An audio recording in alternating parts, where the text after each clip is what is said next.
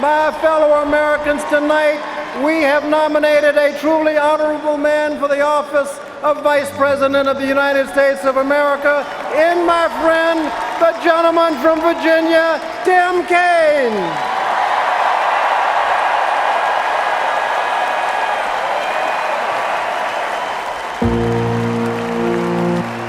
America was built on courage, on imagination, and an unbeatable determination to do the job at hand. And a life built on selfless, humble service had a Midwestern start in a working-class home in Kansas City, where Tim Kaine's mother and father instilled in him the principles of faith and hard work. Pitching in at his dad's ironworking shop, he learned the tools of the trade.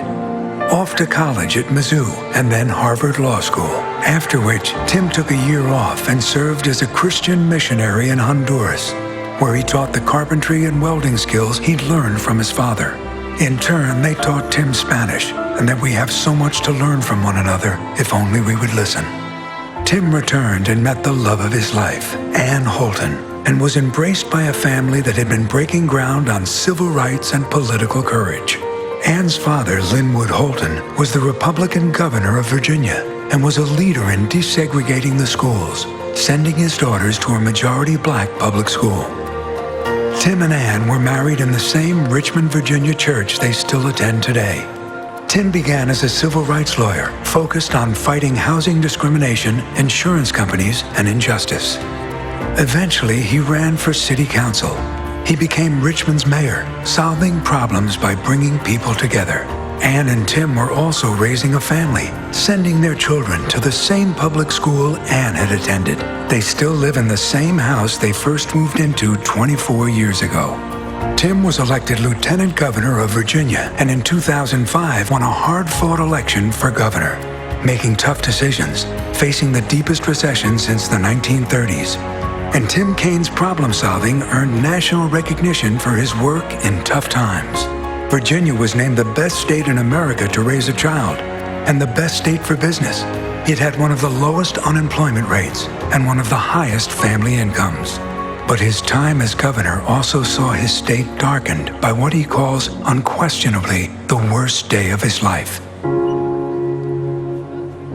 when he helped Virginia come together after the shooting at Virginia Tech left 32 teachers and students dead. But there was something in the story yesterday that was different, and it was you.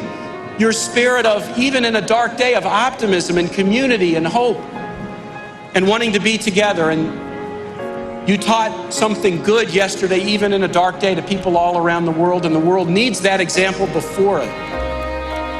Tim Kaine has always helped people rise above the things that divide us. He took his problem-solving approach to the U.S. Senate, where Tim has become an aggressive advocate for our men and women in uniform, working to reduce unemployment among veterans, and on the progressive causes that make a difference for working families. Tim has been one of the Senate's leaders in protecting women's health care, committed to comprehensive immigration reform, a determined advocate for gun safety, a lifetime fighting for social justice and fairness, a life's work built on the principle that we are stronger together.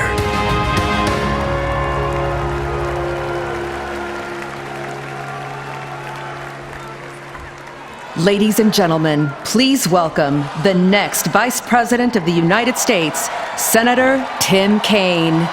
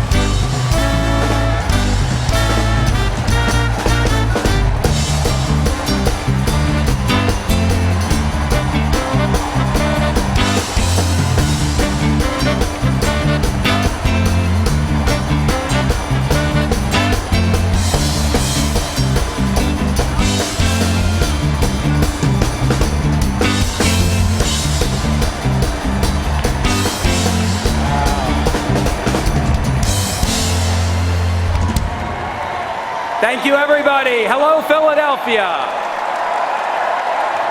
Hello, Democratic family.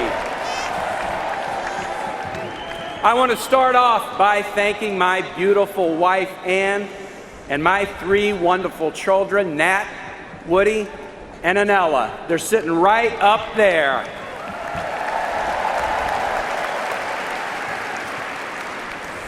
You know, my son Nat deployed with his Marine Battalion just 2 days ago. He deployed overseas to protect and defend the very NATO allies that Donald Trump says he now wants to abandon. Semper Fi, Nat. Semper Fi.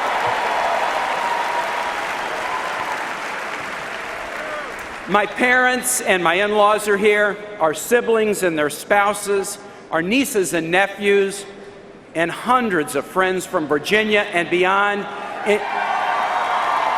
I love seeing you front and center.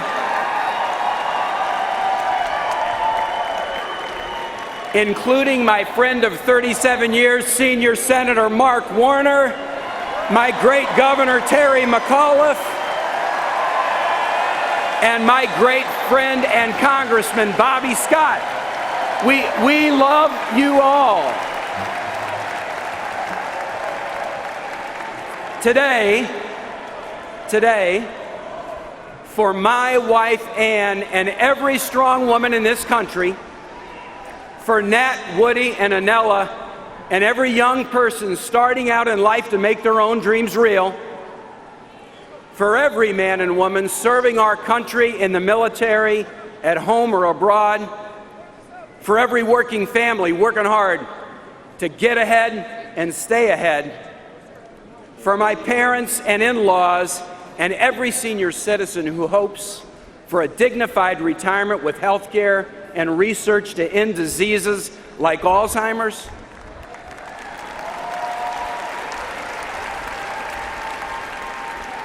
For every American who wants our country to be a beloved community where people aren't demeaned because of who they are, but rather respected for their contributions to this nation.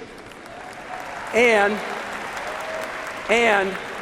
for all of us who know that the brightest future for our country is the one that we build together, and for my friend Hillary Clinton, I humbly accept my party's nomination to be Vice President of the United States.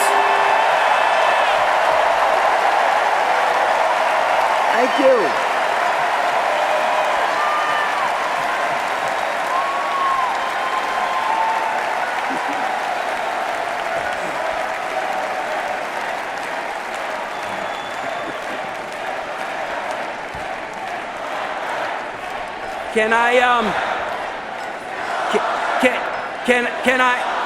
Can I be honest with you about something?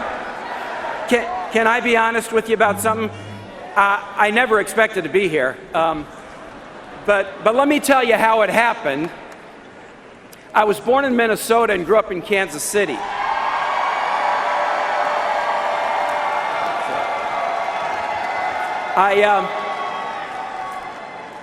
My folks weren't much into politics. My dad ran a union ironworking shop in the stockyards.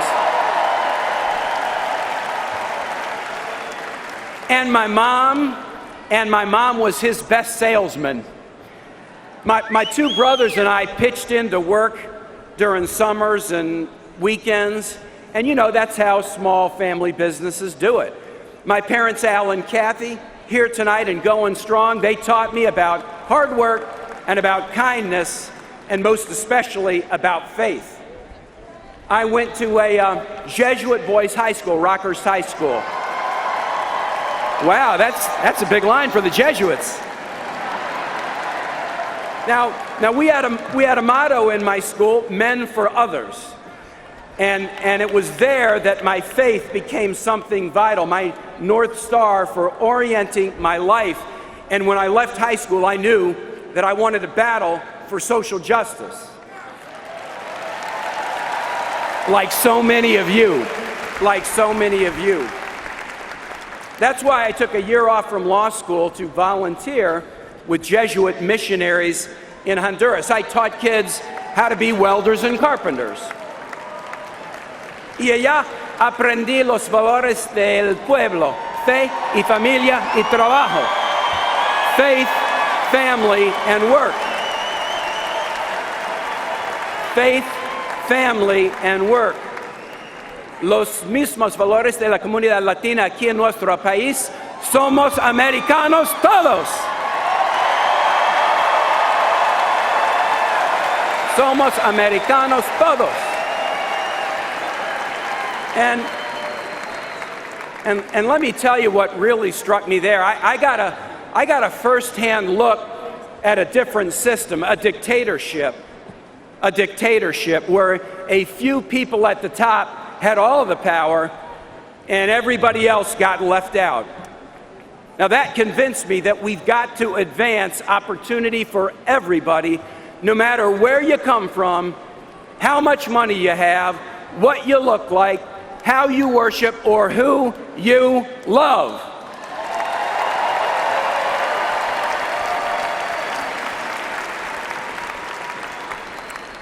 Back in 1970 in Virginia, a Republican governor named Linwood Holton believed exactly the same thing.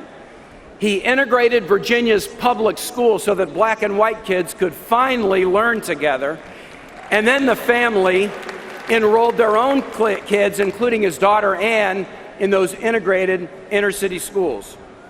Many years later, Anne went off to college, and she brought those lessons from that pivotal time with her. And then one day, in a study group, she met this goofy guy who had been off teaching kids in Honduras. Well, Anne and I have now been married almost 32 years, and I am the luckiest husband in the world.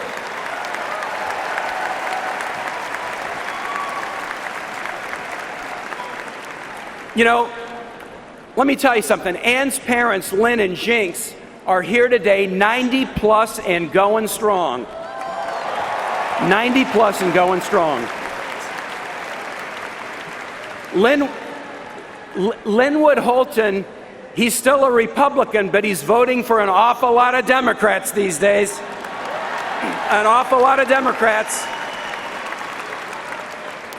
And here's why. He's voting for Democrats because any party that would nominate Donald Trump for president has moved too far away from his party of Lincoln. And I tell you, if any of you are looking for that party of Lincoln, we've got a home for you right here in the Democratic Party.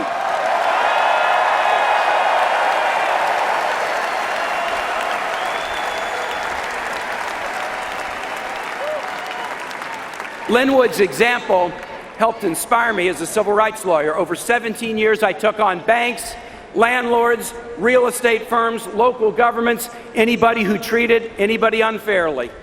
I had a 6-year case against an insurance company that was discriminating against minority neighborhoods all across the United States in issuing homeowners insurance. Folks, Democratic friends, these are the battles that I have fought my entire life.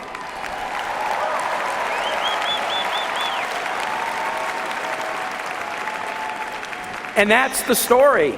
And that's the story of how I decided to run for office. My city of Richmond was divided and discouraged in the early 1990s. We had an epidemic of gun violence that was overwhelming our low-income neighborhoods. People were pointing fingers and casting blame instead of finding answers. And I couldn't stand it. So I ran for city council, and I won that first race more than 20 years ago by a landslide margin of 94 votes. And I've said ever since, if I'm good at anything in politics, it's because I started at the local level, listening to people, learning about their lives, and trying to get results. I see a mayor here who knows what I'm talking about.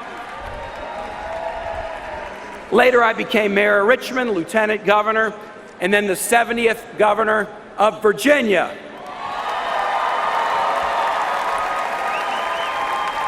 Now, I was a hard times governor. I had to steer my state through the deepest recession since the 1930s. But hey, tough times don't last, and tough people do. And can I tell you that Virginians are tough people? We are tough people. And we're smart too. We achieved national recognition for our work. Best managed state, best state for business, best state for a child to be raised, low unemployment, high median income.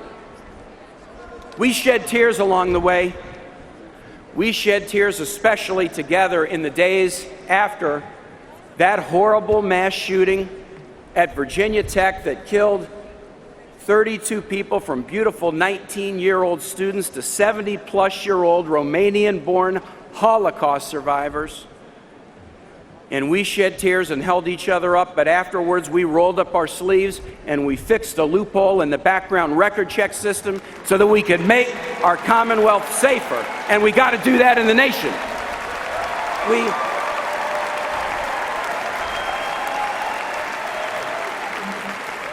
We invested in our people, expanding pre-K and higher ed, because we all know in this room that education is the key to all we want to be. All we want to be. And now I have the honor of representing my Commonwealth in the U.S. Senate. I work on the Armed Services and Foreign Relations Committees to keep us safe at home and strong in the world. I work on the Budget Committee with our great Democratic leader of that committee, a spectacular senator who used to be a mayor, Vermont's Bernie Sanders.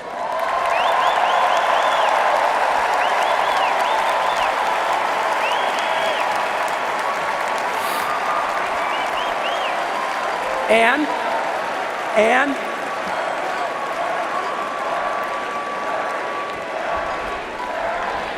everybody, we all should feel the burn, and we all should not want to get burned by the other guy.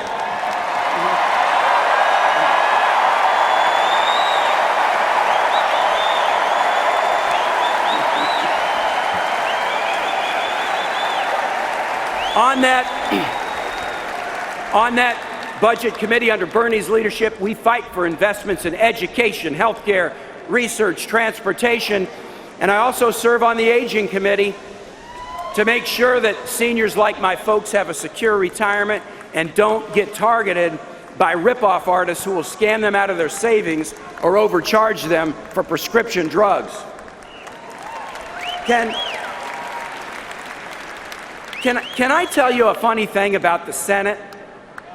Can I tell you a funny thing about the Senate?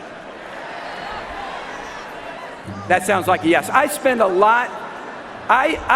lot of time with Republican senators who, once they have made sure that nobody is listening, will tell you how fantastic a senator that Hillary Clinton was.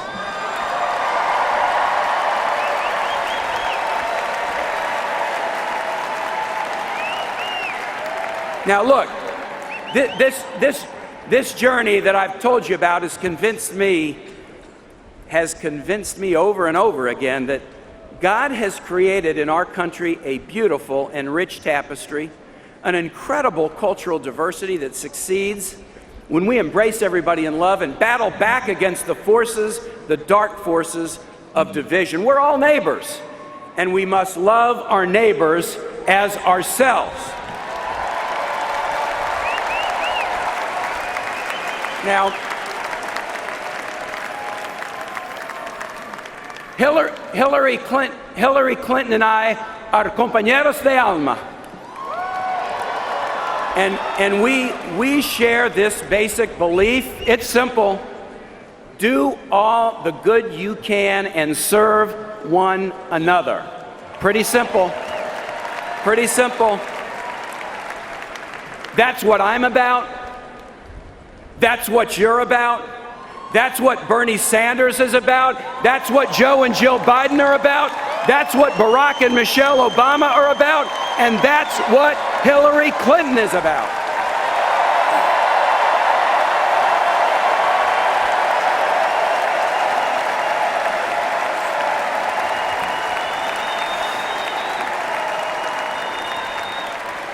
Now,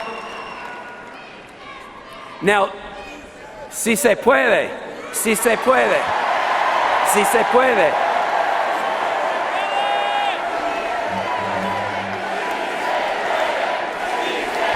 Yes, we can. Yes, we can. Yes, we can. Hey, last week in Cleveland, we heard a lot about trust. So let's talk about trust. Let's talk about trust. I want to tell you why I trust Hillary Clinton.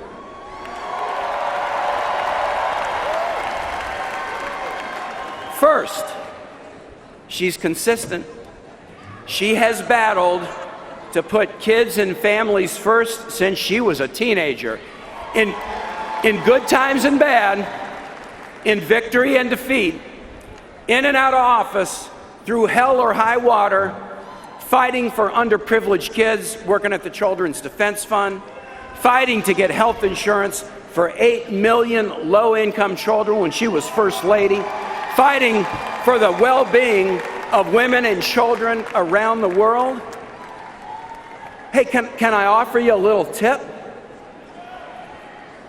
When you want to know something about the character of somebody in public life, look to see if they have a passion that began long before they were in office and that they have consistently held it throughout their career.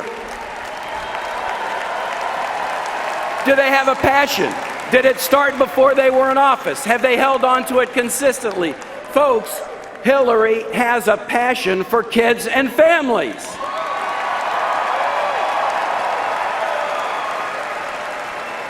Donald Trump has a passion too.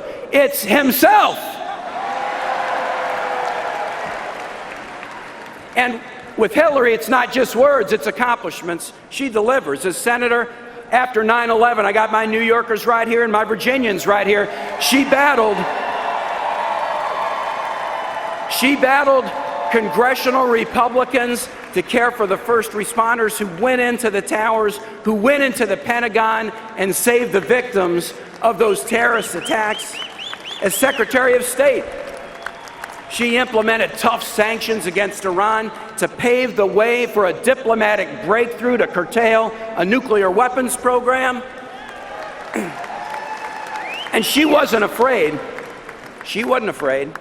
She wasn't afraid to stand up against thugs and dictators. And as a key part of the Obama National Security Team, they decided to go to the ends of the earth to wipe out Osama bin Laden.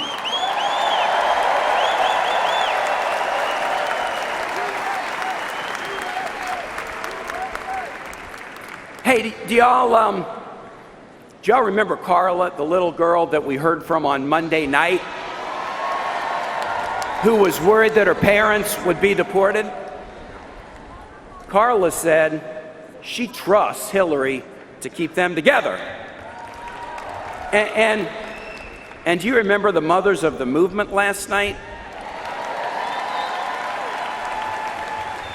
They said they trust Hillary to keep other mothers, sons, and daughters safe.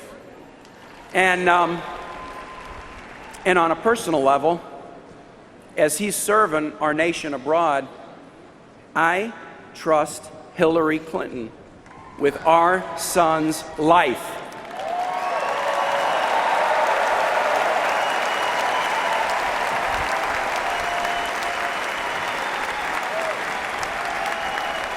Now,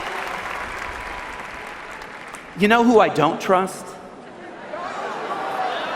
I wonder. Donald Trump. Donald Trump. Trump is a guy who promises a lot, but you might have noticed he's got a way of saying the same two words every time he makes his biggest, hugest promises. Believe me. It's going to be great, believe me. We're going to build a wall and make Mexico pay for it, believe me. We're going to destroy ISIS so fast, believe me. There's nothing suspicious in my tax returns, believe me.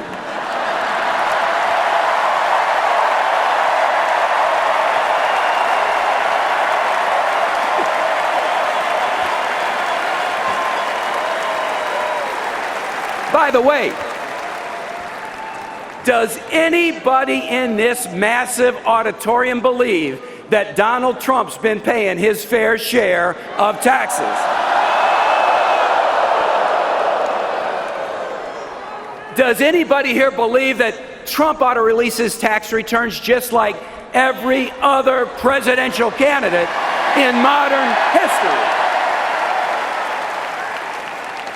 Of course he should. Hey, Donald, what are you hiding? And yet, Donald still says, believe me. Believe me. Believe me? Believe me? I mean, here's the thing. Most people, when they run for president, they don't just say, believe me. They respect you enough to tell you how they will get things done. I mean, that's what most people who run for president do. In fact, you can go on HillaryClinton.com right now and find out exactly how she'll make the biggest investment in new jobs in a generation, how she'll defend and build on Wall Street reform, how she'll reform our immigration system to create a path to citizenship, how she'll make it possible to graduate from college debt-free. You can see how she'll protect Roe v. Wade, guarantee equal pay for women, and make paid family leave a reality. All it takes is one click. All it takes is one click, and we can see how she'll do it, how she'll pay for it, and how we'll benefit by it. Not Donald Trump. Not Donald Trump. He never tells you how he's going to do any of the things he says he'll do. He just says, believe me. So here's the question. Here's the question. Do you really believe him? I mean, Donald Trump's whole career says you better not. Small contractors, companies just like my dad's, believed him when he said that he'd pay them to build a casino in Atlantic City. They did the work, they hung the drywall, they poured the concrete, but a year after opening, Trump filed for bankruptcy. He walked away with millions, and they got pennies on the dollar. Some of them went out of businesses, all because they believed Donald Trump.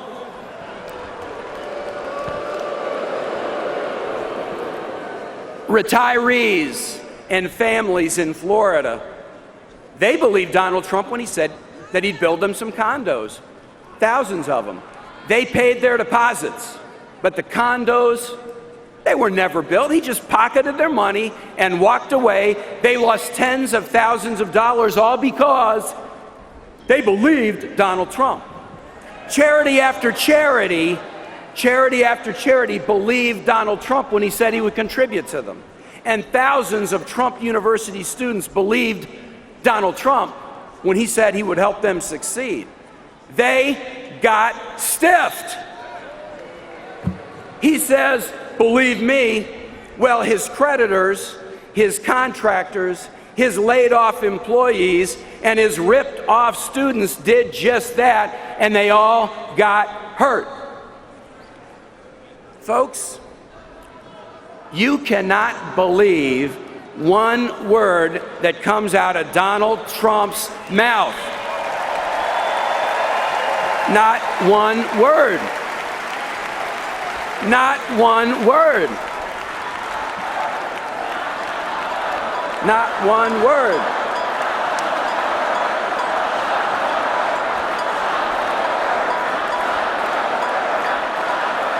And I'll tell you, to me, it just seems like our nation it is just too great to put it in the hands of a slick-talking, empty-promising, self-promoting, one-man wrecking crew.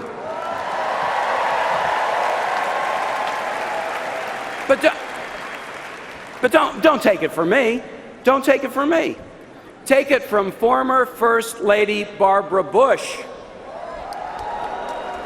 Barbara Bush said she doesn't know how any woman could vote for him after his offensive comments about women. Any woman.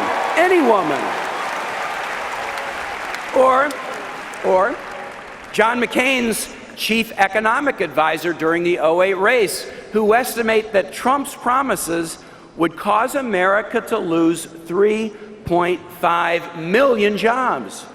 Or the independent analysts who found that Trump's tax plan given to the wealthy and the biggest corporations would rack up $30 trillion in debt.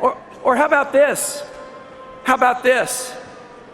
John Kasich, the Republican governor who had the honor of hosting the Republican convention in Cleveland, but he wouldn't even attend it because he thinks Donald Trump is such a moral disaster.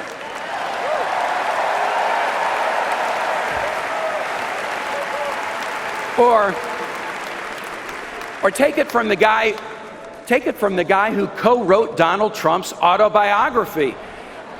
Here's what he said about Trump, quote, "Lying is second nature to him." So do you believe him?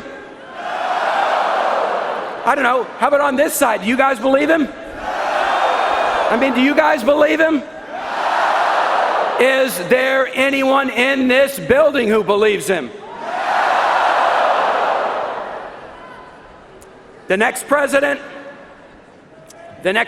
will face many challenges. We better elect the candidate who's proven she can be trusted with the job. The candidate who's proven that she is ready for the job. And when I say ready, I use ready for a very specific reason. When I lived in Honduras, I learned something.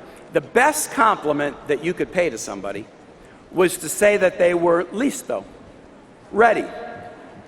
Not inteligente, smart. Not amable, friendly. Not rico, rich. But listo, listo. Because what listo means in Spanish is this. It means prepared. It means battle-tested. It means rock solid, up for anything, never backing down. And friends, Hillary Clinton, she's lista. Hillary Clinton is lista.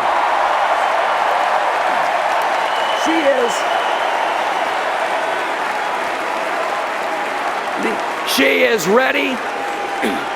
She is ready. She's ready because of her faith. She's ready because of her heart. She's ready because of her experience, and she's ready because she knows that in America we are stronger when we are together. My fellow Democrats, this week we start the next chapter in our great and proud story. Thomas declared all men were equal, and Abigail remembered the women. Woodrow brokered the peace, and Eleanor broke down the barriers. Jack told us what to ask, and Lyndon answered the call. Martin had a dream, and Cesar y Dolores said, "Si se puede," and Harvey gave his life. Bill built a bridge into the 21st century, and Barack gave us hope. And now Hillary is ready. She's ready to fight. She's ready to win. And she is ready to lead. God bless all of you. On to victory. And thank you, Philadelphia.